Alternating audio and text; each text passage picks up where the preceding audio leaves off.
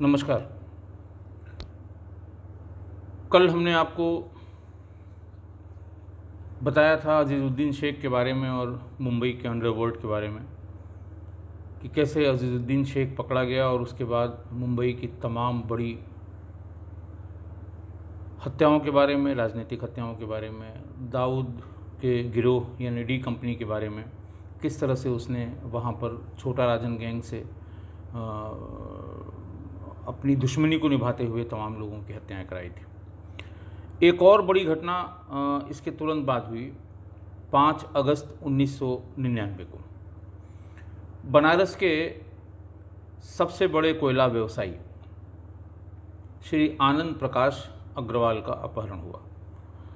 आनंद प्रकाश अग्रवाल जो आपके coalfield of India के ओपन कोलफील्ड्स हैं, सिंगरौली, खड़िया, जयंत, दुद्धिचुआ, अमरोली, इनके कोयलों, इनसे निकलने वाले कोयलों के सबसे बड़े व्यापारी थे। और इनकी मंडी में जो मुगलसराय में कोयले की मंडी है, सबसे ज़्यादा वहाँ से इनके कोयले देश के अलग अलग हिस्सों में जाते थे। घटना सुबह की है, 5:30 पौने 6 बजे 5 लोग कोट, पैंट, टाई, बाहर उनका सफ़ेद स्टील की चेन में लटका हुआ आई कार्ड जिसमें फ़ोटो और उसमें बड़े बड़े से CBI लिखा हुआ, वो उनके गेट पे पहुँचे। उनकी त्रिस्तरीय सुरक्षा थी। बाहर जैसे ही कोई गाड़ी आएगी तो उसका बैरियर खोला जाएगा, बैरियर के बाद वो भीतर आएगी। एक बड़ा गेट है, वहाँ पर कोई न कोई बैठा होगा उनका सिक्योरिटी गार्ड, वो पूछेगा, वो इंटरकॉम से भीतर वाले को बताएगा, तो भीतर वाला मेन गेट खुलेगा और तब वो भीतर जाएंगे। भीतर वाले मेन गेट वाले भी भीतर अपने मालिक को बताएंगे, तब ये वहाँ से जाएंगे। मारुति जेन में सवार ये 4 लोग, एक उसमें अपने आप को ड्राइवर बता रहा था, बाकी तीन लोग वो एकदम बिल्कुल सूट बूट पहने हुए, हाथ में जो ऑफिस का बैग होता है, एग्जीक्यूटिव्स जिसे रखते हैं, वो भी लिए हुए। उनमें से एक अच्छी इंग्लिश बोल रहा था। उन्होंने बताया कि हम लोग CBI हेडक्वार्टर से आए हैं, आनंद प्रकाश अग्रवाल जी से बताइए कि हमें उनसे बात करनी है। बैरियर खुल गया, बड़ा वाला गेट खुल गया, घर का मेन गेट खुल गया और ये लोग जैसे ही भीतर गए, नीचे ही ड्राइंग रूम में इन सब लोगों को बिठा दिया गया। ऊपर से हाँफते गिरते पड़ते आनंद प्रकाश अग्रवाल भी आ गए। उन्होंने बताया कि हम फला हैं, CBI से आए हैं, आपके अकाउंट स्टेटमेंट और आपके ट्रांजैक्शंस, इनकम टैक्स की जो आपके रिटर्न्स हैं, सेल्स टैक्स का आपका जो हिसाब किताब, वो सब हमारे पास है। आपको कुछ ज़रूरी कागजात के लिए और कुछ ज़रूरी इंक्वायरी के लिए हमारे SP साहब ने याद किया है। फिर उनमें से एक ने कुछ डायरी निकाली और कुछ उनसे नोट करना शुरू किया कि भाई आप लास्ट टाइम विदेश कब गए थे, आपके घर में और कौन कौन फैमिली मेम्बर है, यहाँ कौन कौन रहता है। इस तरह की फर्जी टाइप की 2-4 सूचनाएं उनसे नोट की गई और बात समझ नहीं पा रहे थे आनंद प्रकाश अग्रवाल की ये क्या बात है, कौन लोग हैं ये। लेकिन उनके बातचीत से, उनके पहनावे ओढ़ावे से 2-3 बार उनकी निगाह, जो उनका आई कार्ड गले से लटक रहा था, और इंटरेस्टिंग ये था कि चारों ने अपने आई कार्ड बाहर, जनरली होता है कि चेन में लटका के आदमी और उसको जेब में रख लेता है, लेकिन जेब में नहीं रखा था, उसको बाहर ही लटकाया हुआ था ताकि सामने वाला उसे आराम से पढ़ सके, उसे इसकी ज़रूरत न पड़े कहने की कि हमें अपना आई कार्ड दिखा दीजिए।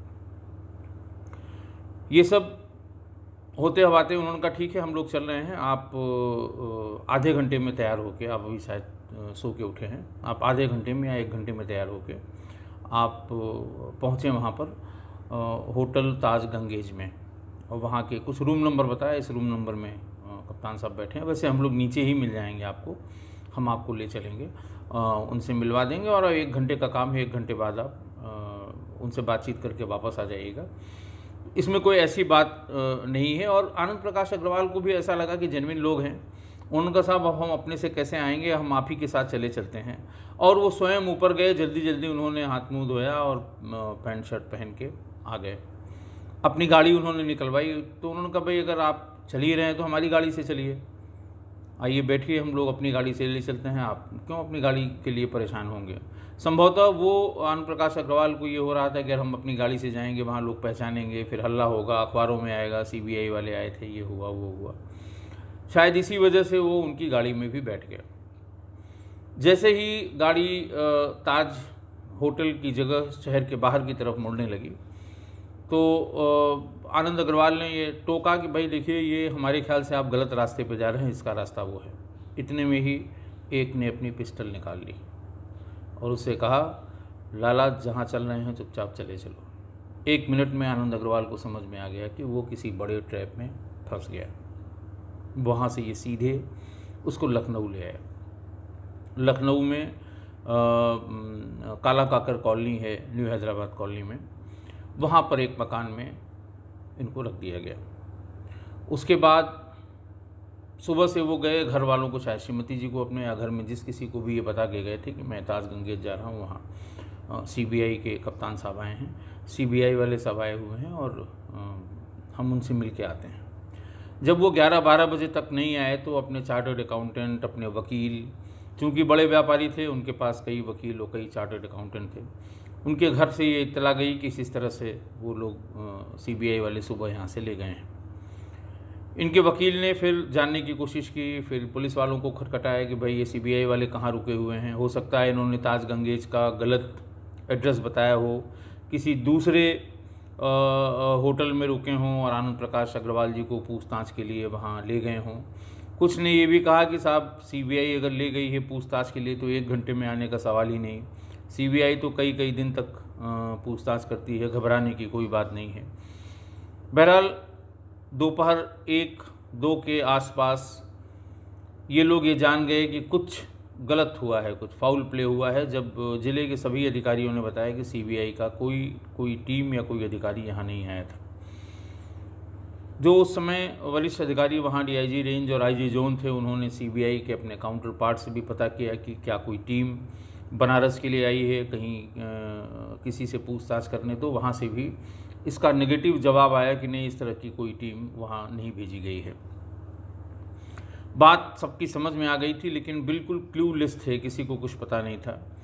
गाड़ी का नंबर सिर्फ बाहर जब वो एंट्री कर रहे थे तो वहाँ जो बैठता है उनका जो प्राइवेट सिक्योरिटी गार्ड, उसने गाड़ी का नंबर ज़रूर नोट कर रखा था। गाड़ी फर्जी नंबर प्लेट से थी और उसमें किसी स्कूटर या मोटरसाइकिल के ओनर का नाम दिया हुआ था। गाड़ी दिल्ली के नंबर प्लेट की थी। कोशिश की गई। बहरहाल रात होते होते 8 साढ़े 8 बजे के आसपास इनको एक कॉल आ गई घर में। कॉल दुबई से थी और इनको बताया गया कि आप पैसा रेडी रखिए, 10 करोड़ रुपए आपको देना है और 10 करोड़ रुपए लेके और तभी आप आनंद प्रकाश अग्रवाल को छोड़ा जाएगा। पुलिस को अगर कोशिश की आपने कांटेक्ट करने की तो आप इनकी जान से हाथ धो बैठेंगे। इनकी पत्नी से बात हुई, फिर पत्नी चूँकि हिचक रही थी तो और जो रिश्तेदार थे उन्होंने पूछा किससे और बात की जा सकती है, और बेहिचक वो बात करता रहा, बात करने वाला बेहिचक बात करता रहा कि आपको, और फिर उन्होंने कहा कि ठीक है आप जल्दी से तैयार रखिए, मैं कल फिर फ़ोन करूँगा। अगले दिन फिर फ़ोन किया, तब तक पुलिस की जानकारी हो गई थी। थाना लक्सा में इस संबंध में एक FIR दर्ज करा दी गई थी। घर वालों ने इनके जो लीगल एडवाइज़र हैं उन्होंने, इनके शुभचिंतकों ने समझाया कि साहब वो तो कहते ही रहते हैं लेकिन पुलिस में इसकी इत्तला ज़रूरी है, ऐसे हम लोग कितने लोगों को पैसा देते रहेंगे। बात भी सही थी, मुकदमा लिखा गया, पुलिस ने दौड़ना शुरू किया। बहुत ही प्रभावशाली व्यक्ति थे, राजनीतिक रूप से बड़े रसूख वाले थे। पुलिस अधिकारियों में भी उनकी जान पहचान और रिश्तेदार के कई अधिकारी जो उस समय IG रैंक के थे, कुछ अधिकारी जो इनके नज़दीकी रिश्तेदार हुआ करते थे। फिर वही हुआ, पुलिस पर दबाव बढ़ने लगा। STF को भी ये कहा गया कि बनारस पुलिस की मदद के लिए STF की एक टीम भी रवाना की जाए। मैं अपने और मातहत सहयोगियों के साथ एक टीम लेके बनारस गया। उस गार्ड से शुरुआत की, पूछताछ की, हुलिया की, किस तरह से हुलिया था, कैसे थे, कहाँ से किस तरह की, कहाँ की आवाज़ थी, भाषा कहाँ की थी, पश्चिम के लग रहे थे, पूरब के लग रहे थे। पहले उससे बात की, फिर बीच वाले गेट वाले से बात की, फिर अंकल जिस नौकर ने खोला था उससे बात की।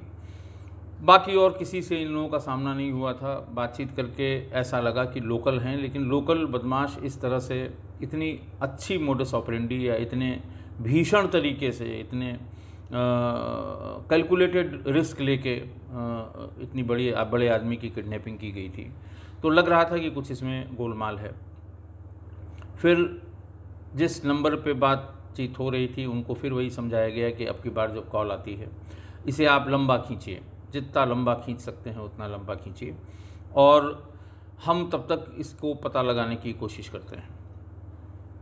नंबर आया, नंबर मिल गया, कॉलर आईडी तुरंत उनके फ़ोन में लगवाई गई, दुबई का नंबर था। तुरंत संपर्क किया गया दिल्ली से, दुबई के नंबर के जो इंटेलिजेंस एजेंसीज हैं उनसे संपर्क किया गया। तो पता लगते लगते तीसरे दिन तक ये पता लग गया कि ये नंबर दुबई के हवाला ऑपरेटर्स के सेंटर का है, जहाँ से हवाला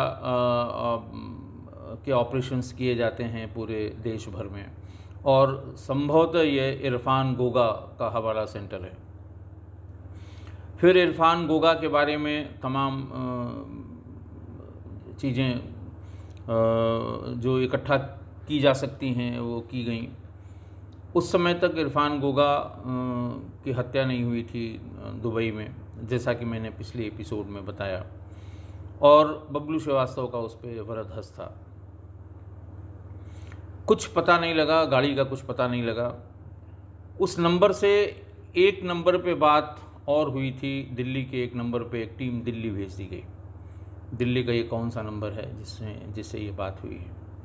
ये बात वहाँ दिल्ली के नंबरों पे पता लगी कि इसी दुबई के इन्हीं नंबरों से या दुबई के कई नंबरों से दिल्ली में बात हुआ करती है हरप्रीत हैप्पी की फैमिली में, उसके भाई से और उसके किसी एक और जानने वाले से। पहला क्लू मिला कि ये कोई हरप्रीत हैप्पी करके है जो दिल्ली में त्रिनगर थाना क्षेत्र में रहता है, वो लेखू नगर मोहल्ले में, और इसका आपराधिक इतिहास भी है, लेकिन उससे भी कोई बहुत ज़्यादा कनेक्शन हम लोग नहीं निकाल पाए। खैर, बातचीत इनकी होती रही, लंबी रकम तय की गई, पैसा इन लोगों ने दे दिया, पुलिस को बिल्कुल बीच से निकाल दिया। हम लोग नंबरों में उलझे रहे, कुछ भी बताने को तैयार इनकी फैमिली नहीं थी। पैसा देना इनके लिए कोई बड़ी बात नहीं थी, वैसे भी ये चाह यही रहे थे कि पुलिस बीच से हट जाए, हम पैसा देके अपने अपहृत को छुड़ा लेंगे। 11 अगस्त को आनंद प्रकाश अग्रवाल अपने घर आ गए। पहले 2 दिन उन्होंने बात करने से इनकार कर दिया। उसके बाद फिर बातचीत शुरू हुई, मैं उनसे लगातार बात करता रहा। बात करते करते कुछ इस तरह की बात आई कि इनको लखनऊ में कहीं रोका गया था, रखा गया था। हम धीरे धीरे लखनऊ के उस पते पर पहुंच गए जो न्यू हैदराबाद में था, काला कौकर कॉलोनी में। वहाँ उसके मालिक जगदम्बा प्रसाद शर्मा मिले, जिन्होंने बताया कि साहब किसी लविंदर के नाम से ये एग्रीमेंट 11 महीने का हमारा किया गया है, और दूसरा जो है वो जो उसमें हस्ताक्षर जिसने बनाया था वो दीपक गुप्ता के नाम से था। हुलिया उनसे पूछा गया किस तरह का हुलिया था। वहाँ उनके मोबाइल नंबर मिल गए हम लोगों को, ये बड़ा ब्रेक थ्रू था। उस मोबाइल नंबर पे जब उसको चेक किया गया तो बनारस के तमाम नंबर मिले। इन नंबरों से ढूंढते ढूंढते हमें ये पता लग गया कि ये आदमी बनारस का, लल्लापुरा का ओरिजिनली रहने वाला है, और दूसरा आदमी दिल्ली का संभवतः रहने वाला है। उस आदमी के बारे में जो बनारस का, लल्लापुरा का रहने वाला था, उसका ये पता लगा कि ये इसका नाम आफ्ताब अंसारी है। इसी बीच में हम लोगों को जो वो आई कार्ड ले गए थे अपना, जब ये न्यू हैदराबाद लखनऊ जहाँ कैप्टिविटी में रखा गया था, न्यू हैदराबाद कॉलोनी में इसको आनंद प्रकाश अग्रवाल को। वहाँ हम लोगों को वो आई कार्ड भी सीबीआई के मिल गए जिसमें फ़ोटोग्राफ लगे हुए थे। एक फ़ोटोग्राफ जिसमें दीपक गुप्ता लिखा हुआ था वो आफ्ताब अंसारी का था, बाकी हरप्रीत हैप्पी का था। इन सब को लेने के बाद लल्लापुरा संपर्क किया गया तो बताया ये गया कि ये आफ्ताब अंसारी और इसके भाई ये दोनों ही बहुत ही शातिर ठग हैं। आफ्ताब अंसारी बहुत पढ़ा लिखा है, लॉ ग्रेजुएट है, पत्रकारिता में डिप्लोमा किया है, बोलचाल में बहुत स्मार्ट है और ये दोनों ही बहुत ठग हैं। बहुत लंबे समय तक ये कलकत्ता की जेलों में रहे, उसके बाद फिर ये दिल्ली की जेलों में रहे। फिर उसकी हिस्ट्री तलाशी गई, एक टीम जो दिल्ली गई थी उसको तिहाड़ भेजा गया तो ये पता लगा कि ये टाडा में 94 में बंद किया गया कलकत्ता से और फिर वहाँ से तिहाड़ शिफ्ट किया गया। इसका भाई भी नकली पासपोर्ट, नकली मुद्रा, इन सब के कई मामलों में ये कलकत्ता से मालदा रेलवे स्टेशन के आसपास जो भी पुलिस स्टेशन होते हैं उसमें कई मुकदमे उसके खिलाफ कायम थे। इनके पिताजी किसी व्यवसाय के सिलसिले में वहाँ गए थे और वहीं पर इन सभी जितने भाई हैं ये पले बढ़े और वहीं पर उनकी शिक्षा दीक्षा हुई थी। तिहाड़ में ही 94 से 99 के बीच में मौलाना मसूद अजहर भी बंद था। मौलाना मसूद अजहर के कांटेक्ट में आफ्ताब अंसारी आ गया। आफ्ताब अंसारी 99 में छूटा और मौलाना मसूद अजहर वो 26 दिसंबर 99 को कंधार हाईजैकिंग में वो आतंकवादी जो 3 एक्सचेंज किए गए थे जिनको सरकार के बड़े मंत्री यहाँ से लेकर गए थे, उनमें मौलाना मसूद अजहर भी था।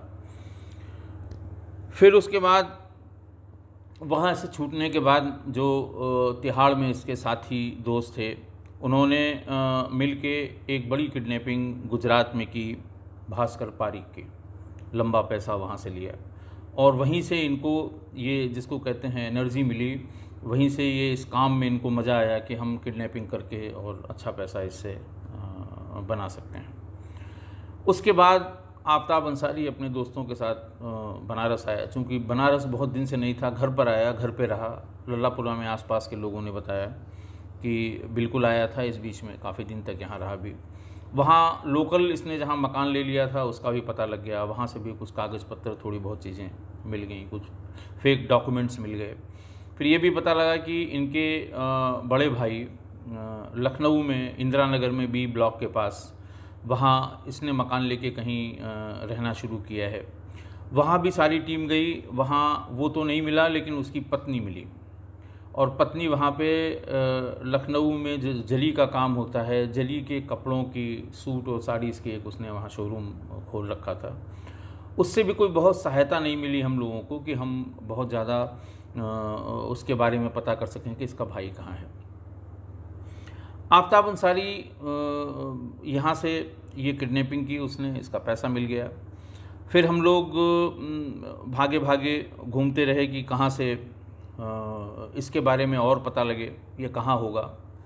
इसी बीच में बनारस पुलिस ने और भी इसके बारे में डिटेल जानकारी मालदा से और बाकी जगह से निकाल के ले आए। तो हमारे पास आफ्ताब और उसके भाइयों की एक लंबी क्रिमिनल हिस्ट्री मिल गई थी। तिहाड़ में वो कब छूटा इसके बारे में पता लग गया था। तिहाड़ जेल में मसूद अजहर वाले ब्लॉक में कब तक रहा और कैसे इसका क्या व्यवहार था, ये सारी सूचना मिल गई थी। और तभी ऐसा लग रहा था कि ये कुछ फाउल है इसमें आफ्ताब अंसारी में, जो जिसने ये किडनैपिंग की है। 16 अगस्त को, 5 अगस्त को ये लौट के आ गए। 5 अगस्त से लेके 10 दिन 11 दिन तक हम लोग घूमते रहे और सूचना मिलने के अलावा बहुत ज़्यादा जानकारी हमको मिल नहीं पाई। 16 अगस्त को हरप्रीत हैप्पी को हम लोगों ने दिल्ली से गिरफ़्तार कर लिया।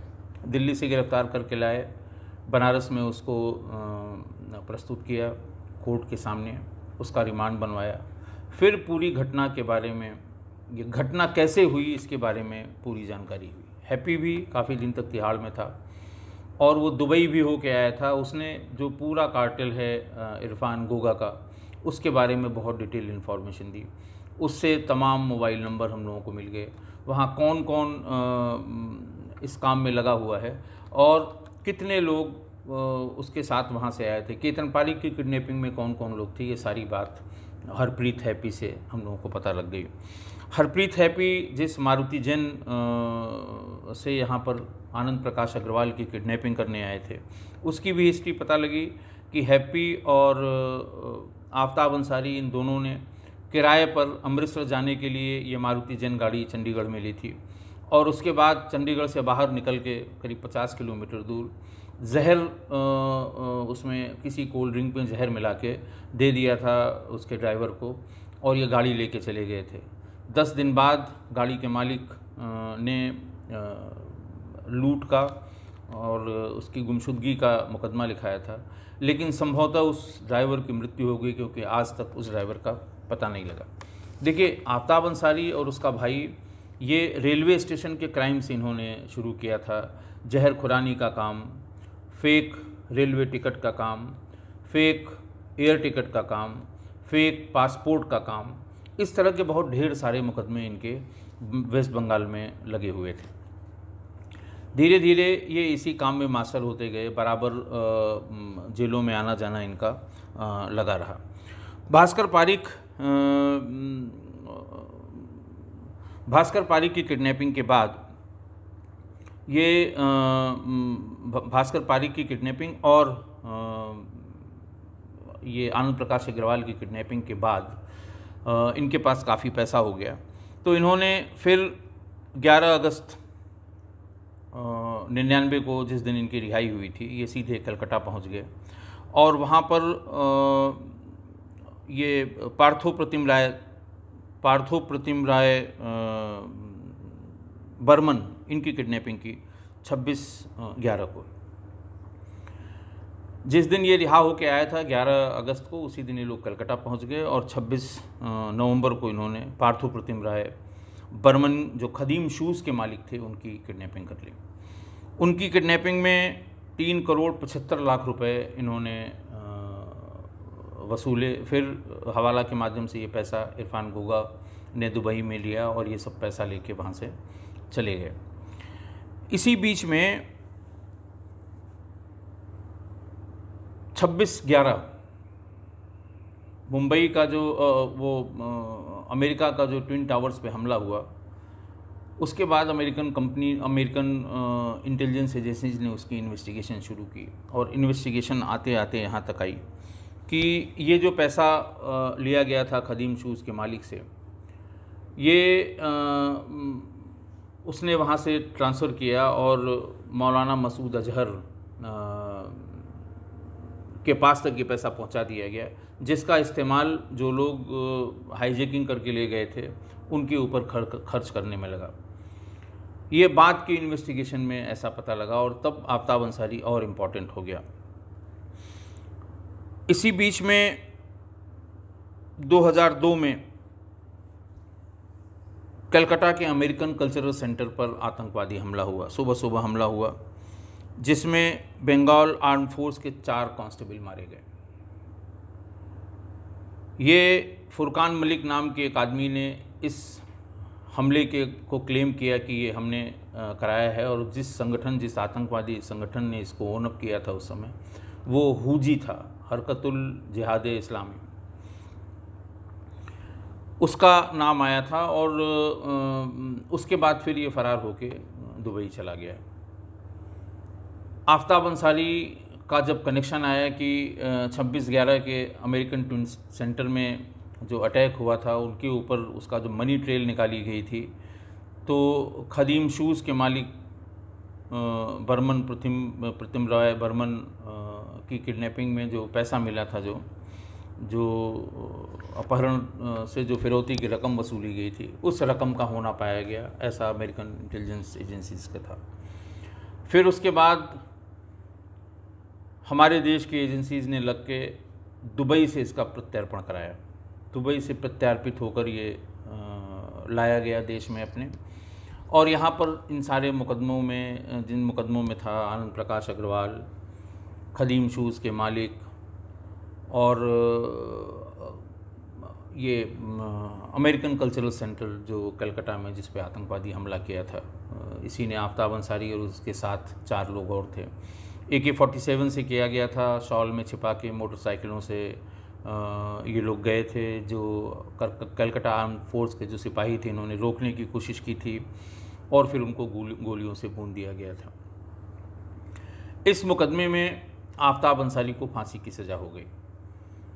बाकी और मुकदमों में भी सज़ा हुई और अब ये वर्तमान में अभी भी आफ्ताब अंसारी जेल में है और अपील में इसका मुकदमा अलग अलग देश के न्यायालयों में अभी तक चल रहा है। तो इस तरह से कार्टेल वही था दुबई में जहाँ फिरौती की रकम, बड़े किडनैपिंग में फिरौती की रकम ली जा रही थी। बाद में ये पूरा कार्टेल ख़त्म हुआ और ये उसकी अंतिम कड़ी थी आफ्ताब अंसारी। और उस समय इसने कई किडनैपिंग कलकत्ता में बहुत बड़ी बड़ी की थी। इन किडनैपिंग्स में जो वहाँ आईजी लॉ एंड ऑर्डर साहब थे, SIS अहमद साहब, उन्होंने यूपी पुलिस से रिक्वेस्ट करके मुझे और मेरी टीम को भी बुलाया था और पहली सर्विलांस की यूनिट हम लोगों ने जाके वहाँ इस्टेब्लिश की थी और तभी से इसके बारे में ये इन्फॉर्मेशन कलकत्ता से UP STF को बराबर मिलती रही। बहुत बहुत धन्यवाद। बाकी कल सुबह दूसरे अंक में